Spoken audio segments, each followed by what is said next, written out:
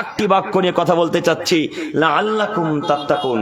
যারা সিয়াম পালন করে তারা তাকওয়াশীল, তারা পরহেজগার, তারা ভদ্র মানুষ, তারা নম্র মানুষ, তারা আল্লাহকে মানে। আব্দুল করিম সাহেব কেমন যে কথা বললেন। আল্লাহ বললেন যারা সিয়াম পালন করে তারা তাকওয়াশীল ব্যক্তি। আসলে যদি তারা তাকওয়াশীল হলো, তাহলে সিয়াম পালন করার পরও মানুষ গান শুনছে কেন?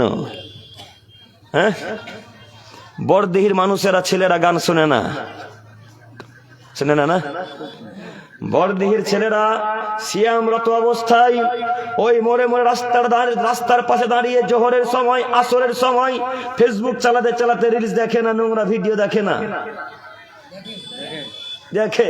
তাহলে বলেন, আল্লাহ যে বললেন সিয়াম পালন করলে তাকওয়াশীল হওয়া যায়, সিয়াম পালন করলে আল্লাহ ভীরু হওয়া যায়, সিয়াম পালন করলে ভদ্র হওয়া যায়, তো এই বাক্য মিলল এখন বড়দেহী মানুষের সাথে? মিলল না। আরে ও বড়দেহীর মানুষ, নিজেকে মানুষ মনে করিয়েন, নিজেকে অমানুষের পরিচয় দিয়েন না।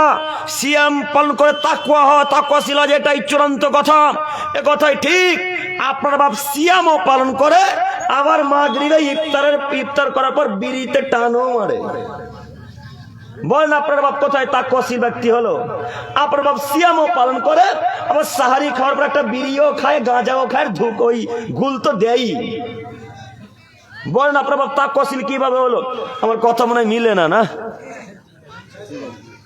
চাচারা, এই কথা মিলে না গো, কথা মিলে তো। তাকওয়াশীল হলেন কিভাবে? আমার এই ভাই এবং চাচারা মাগরিবের সালাতের পরেই ওই চায়ের দোকানে গিয়ে জর্দা পানও খাই।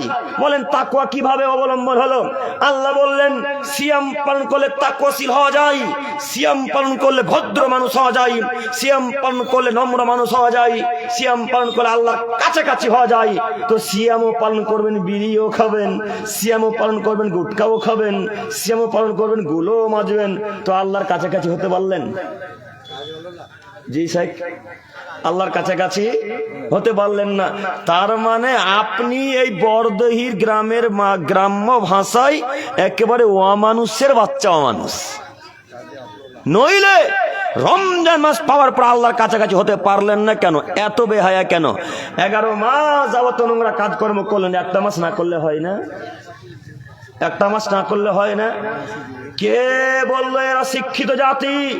কে বললো এরা ভালো জাতি? এরা শিক্ষিত নয়। শিক্ষিত জাতি কখনো বিড়ি পান করতে পারে না, শিক্ষিত জাতি কখনো গুটকা খেতে পারে না, শিক্ষিত জাতি কখনো অসভ্য কাজকর্ম করতে পারে না। এই বাক্যর বিবরণ দ্বারা বোঝা যায়, যারা এখন পর্যন্ত এই মঞ্চে, এখন এই স্থানে পকেটে বিড়িগুলো গুটকা নিয়ে বসে আছে, এরা কেউ শিক্ষিত নয়, সব অশিক্ষিত মানুষ। দেখি কোন মায়ের বেটা কথাকে উল্টাই, দেখি বড়দের কত ক্ষমতা আছে। যা আমি শিক্ষিত, আমার পরে বিড়ি আছে, ওকে যদি বড়দের গোরস্থানে পুঁতে না দিতে পারি তো জাতির সামনে কথা বলবো না ইনশাল্লাহ। এখন শেষ করে চলে যাবো। দেখি ক্ষমতা কত।